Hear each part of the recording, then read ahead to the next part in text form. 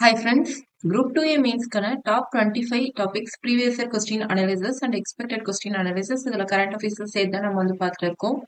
Already நம்ம 5 topics quality administration வந்து பார்த்துட்டு இப்போ 6th டாபிக்கா பயோடெக்னாலஜி உயிர் தொழில்நுட்பம் இதுல இருந்து நம்ம வந்து பார்க்க போறோம்.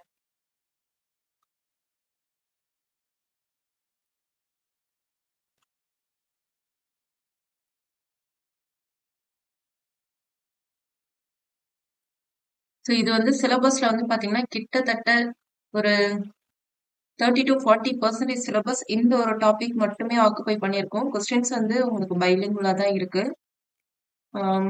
டெக்னாலஜி நம்ம எல்லா டாபிக்ல இருந்தும் ஒரு 2 கொஸ்டின் பேஸ்ட் அண்ட் ஆஸ்பெக்ட்ல வந்து எடுத்திருக்கோம். என்ன பாத்தீங்கன்னா இதுல வந்து ப்ரீவியஸ் இயர் கொஸ்டின்ஸ் வந்து அந்த அளவுக்கு இல்ல. பிகாஸ் நமக்கு ப்ரிலிம்ஸ் சிலபஸ்ல இதுன்னு ஒரு தனிப்பட்டு எந்த ஒரு சிலபஸும் இல்ல. அதனால ப்ரிலிம்ஸ் கொஸ்டின்ஸ்லயும் அந்த அளவுக்கு இத ஃபோக்கஸ் பண்ணி அந்த அளவுக்கு கொஸ்டின்ஸ் வந்து கேட்டது இல்ல. சோ நம்ம வந்து கரண்ட் அஃபேர்ஸ் அப்புறம் எக்ஸ்பெக்டட் கொஸ்டின்ஸ் என்ற ஆஸ்பெக்ட்ல ஒவ்வொரு டாபிக்ல இருந்தும் இதுல கொடுத்திருக்கிற டாபிக்ஸ் எல்லாத்துல இருந்தும் ஒரு 2 கொஸ்டின்ஸ் என்ற மாதிரி எடுத்து கொஸ்டின்ஸா மட்டும் இல்லாம அது ரிலேட்டட் எக்ஸ்ட்ரா இன்ஃபர்மேஷனோ எக்ஸாம் பேஸ்ட் எல்லாமே உங்களுக்கு வந்து தரப்போறோம். ஸோ இந்த கிளாஸ் வந்து நல்லா கவனிங்க. பிகாஸ் இது வந்து ஆல்ரெடி நமக்கு எக்ஸாம்ஸ்ல கேட்டே இல்லாததுனால நம்ம கொஞ்சம் அதிகமா இதுக்கு வந்து ஃபோக்கஸ் தரணும். அண்ட் கொஞ்சம் காஷியஸாவும் இந்த டாபிக்கை வந்து நம்ம படிச்சு வச்சுக்கணும். பிகாஸ் இதுல இருந்து கிட்டத்தட்ட உங்களுக்கு ஒரு 3-4 கொஸ்டின் கிட்ட வரலாம். ஓகே, ஃபர்ஸ்ட் கொஸ்டின் பாருங்க. டேஷ் என்பது வெவ்வேறு பொருட்களை உருவாக்க அல்லது உருவாக்குவதற்கு வாழும் உயிரினங்கள் அல்லது அதன் பாகங்களின் உயிரியல் அமைப்புகளை பயன்படுத்தும் தொழில்நுட்பம். அதாவது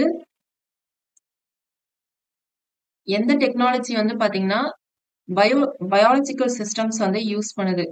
அது மட்டும் இல்லாம லிவிங் ஆர்கானிசம்ஸ் இல்ல அதனுடைய ஒரு பார்ட்டையே யூஸ் பண்ணி, அதாவது பயாலஜிக்கல்னா உயிர் தொழில்நுட்பத்தை யூஸ் பண்ணுது. உயிர் தொழில்நுட்பத்தை யூஸ் பண்ணி நிறைய ப்ராடக்ட்ஸை வந்து ப்ரொடியூஸ் பண்ற டெக்னாலஜி எது அப்படின்னு பார்த்தா டிஎன்ஏ ஃபிங்கர் பிரிண்டிங் டெக்னாலஜியா இல்ல இந்த டெக்னாலஜி யூஸ் பண்ணி இந்த டெக்னாலஜி வந்து பயாலஜிக்கல் சிஸ்டம்ஸ் இதெல்லாம் யூஸ் பண்ணுதா அப்படின்னு கேட்டா கண்டிப்பா யூஸ் பண்ணுதுதான். பட் நம்ம பார்ப்போம் ரீப்ரொடக்டிவ் டெக்னாலஜி, ஜெனடிக் இன்ஜினியரிங் இது எல்லாத்துலயுமே வந்து பயாலஜிக்கல் சிஸ்டம்ஸ் என்ற ஒரு விஷயம் இருக்கு.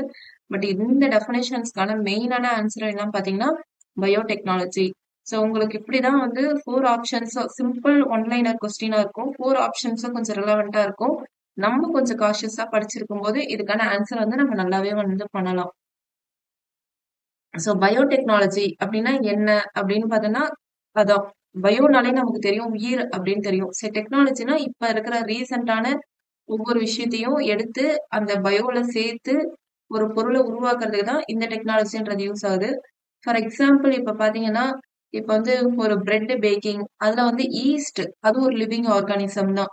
ஸோ அதை யூஸ் பண்ணி தான் இந்த பிரெட் மேக்கிங் என்ற ஒரு விஷயம் வந்து கிடைக்குது.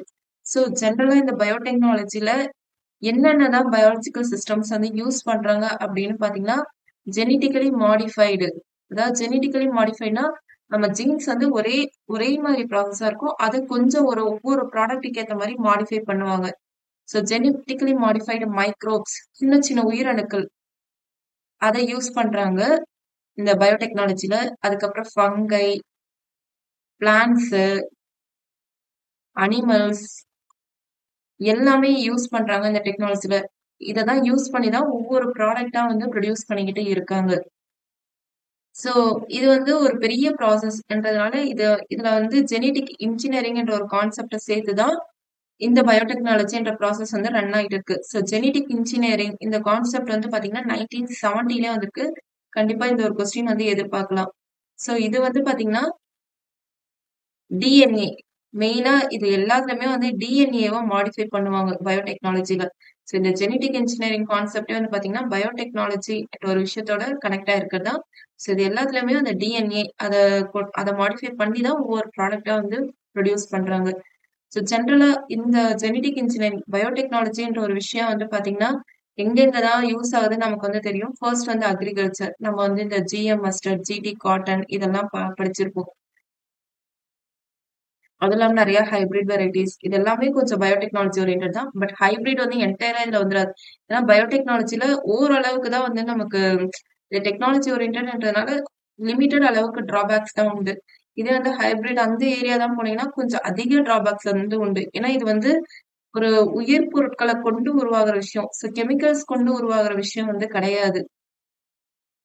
ஸோ அக்ரிகல்ச்சர்ல இந்த ஜிஎம் மஸ்டர்ட், அப்புறம் ஜிடி காட்டன் இதுலயே கொஞ்சம் கொஞ்சம் கெடுதல் இருக்குதான். பட் ஒரு கெமிக்கல்ஸ்ல இருந்து ப்ரொடியூஸ் ஆகிறத விட இதுல கொஞ்சம் பரவாயில்லன்ற மாதிரி நம்ம சொல்லலாம்.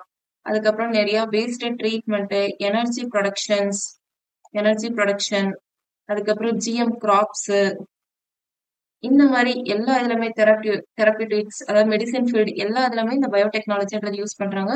ஸோ இதுல நான் நிறைய இன்ஃபர்மேஷன் சொல்லியிருக்கேன். நீங்க ரிவைஸ் பண்றதா இருந்தாலும் பண்ணலாம்.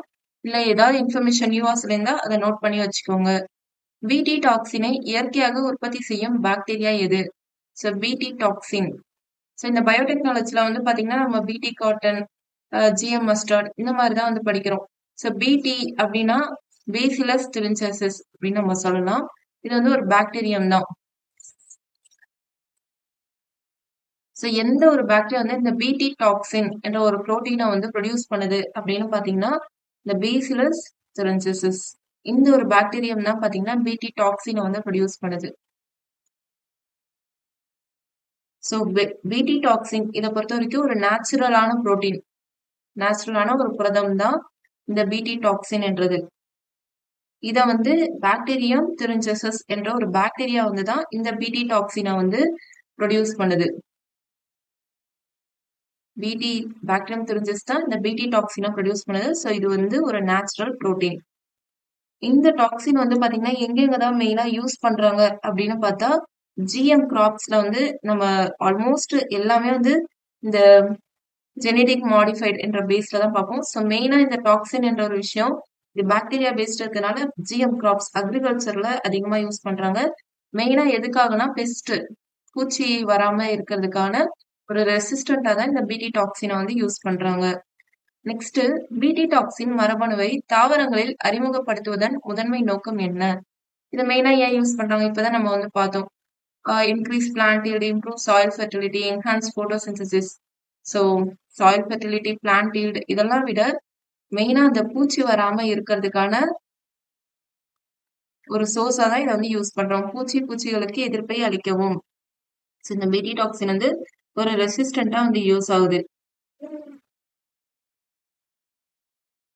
ஸோ இதை வந்து பாத்தீங்கன்னா இதுல உள்ள ஜீன் வந்து அந்த அந்த பிளான்ட் உள்ள என்டர் ஆகி அங்க வந்து அந்த பெஸ்ட்டை வந்து தடுக்குது. மெயினா இந்த கெமிக்கல் ஃபர்டிலைசர்ஸ், பெஸ்டிசைட்ஸ் தான் யூஸ் பண்றதுல. ஸோ அதை விட இது வந்து ஒரு நேச்சுரலாவே பெஸ்ட்டை வந்து தடுக்கிறதுக்கான ஒரு சோர்ஸா இருக்கு. நெக்ஸ்ட் இது வந்து DNA technology, recombinant DNA technology சொல்லுவாங்க. மறுசீரமைப்பு டிஎன்ஏ தொழில்நுட்பத்தை மருத்துவத்தில் முக்கியத்துவம் வாய்ந்ததாக ஆக்கியது எது? So DNA technology, recombinant DNA technology வந்து மெடிசன்ல யூஸ் பண்றதுக்கான மெயின் நோக்கம் என்ன பாத்தீங்கன்னா இது பாதுகாப்பான மற்றும் பயனுள்ள சிகிச்சை மருந்துகளை பெருமளவில் உற்பத்தி செய்ய அனுமதிக்கிறது. ஸோ நிறைய மருந்துகள் வந்து ப்ரொடியூஸ் பண்றதுக்கும் பாதுகாப்பாகவும் இருக்கும் தான் இந்த ரீகாம்பினன்ட் டிஎன்ஏ டெக்னாலஜி வந்து யூஸ் பண்றாங்க. Mass production of safe and effective therapeutic drugs. So இந்த டிஎன்ஏ டெக்னாலஜி வந்து பாத்தீங்கன்னா நார்மலா வந்து இன்சுலின் தான் இருக்குல்ல. ஸோ அந்த இன்சுலினை விட இது வந்து தேவையில்லாத இம்யூன் ரெஸ்பான்சஸ் தான் ட்ரிகர் பண்ணாம தேவையான சில இதை மட்டும் ஆல்டர் பண்ணி ஒரு நல்ல மருந்தை வந்து இது வந்து ப்ரொடியூஸ் பண்ணுது.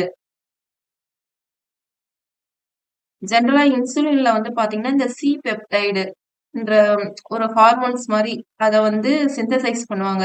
அதை சிந்தசைஸ் பண்ணி தான் அந்த இன்சுலினை வந்து ஃபங்க்ஷன் பண்ண வைப்பாங்க. ஆனா இந்த ரீகாம்பினன்ட் டிஎன்ஏ டெக்னாலஜில அந்த மாதிரிதான் எதுவும் கிடையாது. இது வந்து ஒரு நார்மலாவே வந்து ப்ரொடியூஸ் பண்றதுதான். இது ஃபுல்லாவே டிஎன்ஏ அப்படின்னா ஹியூமன்ஸ் உடம்புல இருக்குதான். ஸோ அதை வச்சு ஒரு இன்சுலின் ஒரு எதிர்ப்பு சக்தியும் உருவாக்குறாங்க.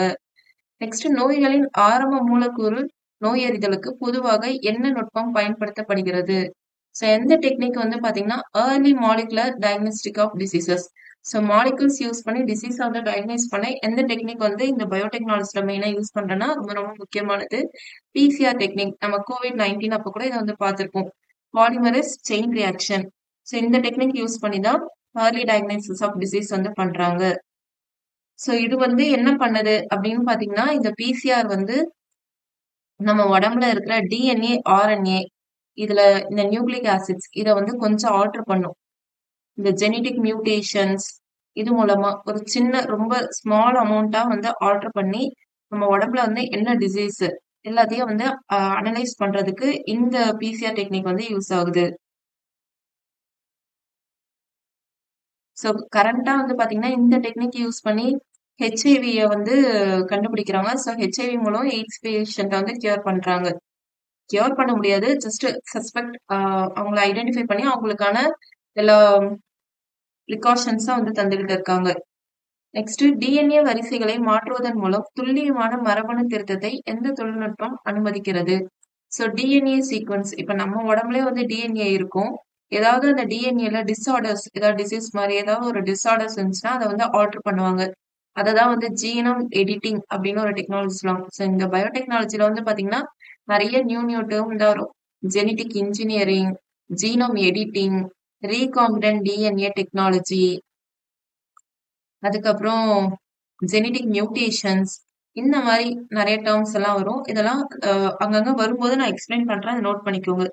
So genome editing, DNA sequence alter பண்றதுக்கு யூஸ் பண்றாங்க. எந்த டெக்னாலஜி இதுக்கு மெயினா வந்து பாத்தீங்கன்னா இது வந்து current affairs paste CRISPR CAAS9 இந்த டெக்னாலஜி யூஸ் பண்ணுதான் இந்த ஜீனோம் எடிட்டிங் என்ற ஒரு ப்ராசஸை வந்து பண்றாங்க. ஸோ இது மெயினா ஜெனட்டிக்லா நம்ம உடம்புல இருக்க டிசார்டர்ஸை ஐடென்டிஃபை பண்ண யூஸ் ஆகுது. அடுத்து இந்தியாவில் மரபணு பொறியியல் மதிப்பீடு குழு என்ன பங்கு வகிக்கிறது? ஸோ ஜெனடிக் இன்ஜினியரிங் இவங்களோட மெயின் வேலை நிறைய ப்ராடக்ட் வந்து இந்தியாவில் அப்ரூவ்மெண்ட் பண்றதுதான். ஸோ இவங்க வந்து என்ன எதுக்காக மெயினா அப்படின்னு பாத்தீங்கன்னா மரபணு மாற்றப்பட்ட உயிரினங்களின் கள பரிசோதனைகளுக்கு ஒப்புதல் அளித்தல்.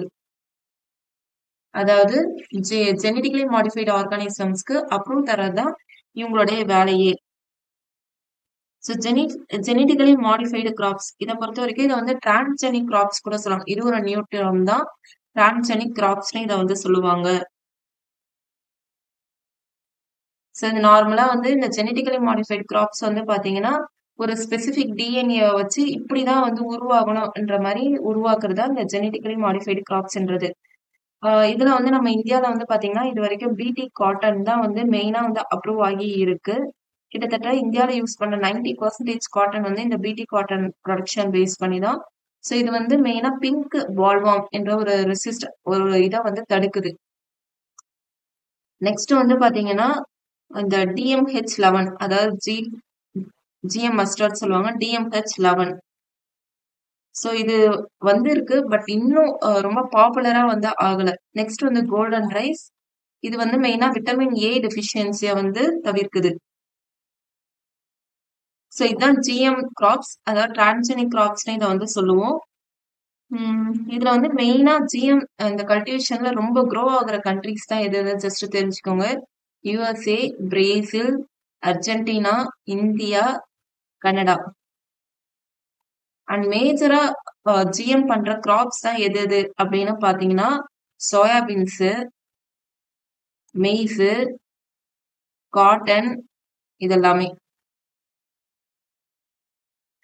ஸோ இது இவங்களுடைய மெயின் வேலை இந்த ஜிஎம் கிராப்ஸோட இதுவே பாத்தீங்கன்னா அதிக ஈல்டு தர்றது, நிறைய ஹெர்பிசைட்ஸ் அதெல்லாம் வந்து டாலரன்ஸ் பண்ணும். நெக்ஸ்ட் நியூட்ரிஷனல் வேல்யூ அதிகமா தர்றது, இது எல்லாமே இவங்களுடைய ஃபங்க்ஷன். ஸோ இதெல்லாம் இந்தியாவில் அப்ரூவ் பண்றது இந்த ஜெனடிக் இன்ஜினியரிங் அப்ரைசல் கமிட்டி தான். அடுத்து எலிசா என்ற நோயறிதல் நுட்பத்திற்கு பின்னால் உள்ள கொள்கை என்ன? எலிசா நம்ம எல்லாரும் வந்து இந்த எய்ட்ஸ் டயக்னோசிஸ்ல மெயினா வந்து பார்த்திருப்போம், ஹெச்ஐவி டயக்னோசிஸ்னு. ஸோ எலிசா இதுக்கான ஒரு டெக்னிக், அந்த டெக்னிக் நேம் என்ன அப்படின்னு பாத்தீங்கன்னா antigen antibody interaction, antigen antibody தொடர்பு அப்படின்னு சொல்றாங்க.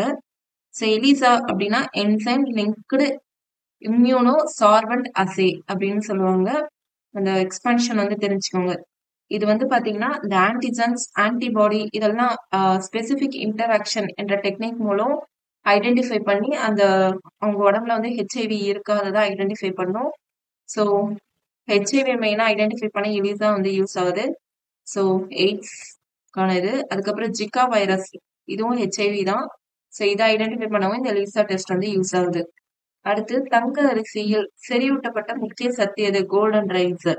ஸோ என்ன சத்துன்னு பாத்தீங்கன்னா நம்ம வந்து ஆல்ரெடி சொன்னோம், விட்டமின் ஏ வந்து கோல்டன் ரைஸ்ல இருக்குன்னா beta carotene. So bro vitamin ஏன்னு இதை வந்து சொல்லுவாங்க. பீட்டா கரோட்டின் இது வந்து விட்டமின் ஏவா நம்ம உடம்புல வந்து கன்வெர்ட் ஆகி நமக்கு தேவையான சத்தை வந்து தருது. ஸோ நமக்கான நியூட்ரிஷனல் வேல்யூ வந்து தருது. இது வந்து நார்மலா வந்து நார்மல் ரைஸ் மாதிரி தான், பட் கோல்டன் கலர்ல வந்து இருக்கும். இதுக்கான ஷெல்ஃப் லைஃப் வந்து பாத்தீங்கன்னா 3 months. அதுக்கப்புறம் இதனுடைய அந்த நியூட்ரிஷனல் வேல்யூ வந்து குறைய ஆரம்பிச்சிடும். நெக்ஸ்ட், வைட்டமின் ஏ குறைபாடு பற்றிய பின்வரும் கூற்றுகளில் எது சரியானது? So vitamin A deficiency. உலக அளவில் குழந்தை பருவ குருட்டுத்தன்மைக்கு VAD முக்கிய காரணமாகும். ஸோ வைட்டமின் ஏ வந்து இந்த பிளைண்ட்னஸ் அதுக்கான மெயின் ரீசன் சொல்றாங்க. ஸோ ஃபர்ஸ்ட் ஒன் கரெக்ட் தான். உலக அளவில் சுமார் 250 மில்லியன் மக்களை VAD பாதிக்கிறது. ஸோ 250 மில்லியன் பீப்புள் இதுல பாதிக்கிறாங்களா அப்படின்னு கேட்டா இதுவும் கரெக்ட் தான். அடுத்து, men are the most vulnerable group affected by vitamin A. கிடையாது. இதுல வந்து விமன் அண்ட் சில்ட்ரனுக்கு தான் மெயினா இந்த டெஃபிஷியன்சி அதிகமா வருது. அடுத்து, விட்டமின் VAD தொற்று அபாயத்தை அதிகரிக்கிறது மற்றும் குழந்தைகளின் வளர்ச்சியை தாமதப்படுத்துகிறது. So risk of infections delays growth in children. கண்டிப்பா வந்து இல்லைன்னா இன்ஃபெக்ஷன்ஸ் எல்லாமே அதிகமாக growth தடுக்குது தான். ஸோ 1, 2, 4 இதுக்கான கரெக்ட் ஆன்சர். இது மெயினா சில்ட்ரன் அண்ட் விமனை தான் வந்து பாதிக்குது. இது வந்து மெயினா பிளைண்ட்னஸ் growth வந்து தடுக்குது, இன்ஃபெக்ஷன்ஸ் வந்து கொடுக்குது. இது எல்லாமே தான். ஸோ கோல்டன் ரைஸ் இது பண்றதுக்காக தான் கோல்டன் ரைஸ் என்ற ஒரு கான்செப்ட் வந்து கொண்டு வந்தாங்க. கிட்டத்தட்ட 50% ஆஃப் டெய்லி விட்டமின் ஏ வந்து இந்த கோல்டன் ரைஸ், ஒரு கப் கோல்டன் ரைஸ் வந்து பேலன்ஸ் பண்ணுது அப்படின்னு நம்ம வந்து சொல்லலாம். இது நார்மலா இந்த கோல்டன் ரைஸ் கல்டிவேஷன் வந்து பாத்தீங்கன்னா நார்மல் ரைஸ் மாதிரியே தான் கல்டிவேட் பண்றாங்க.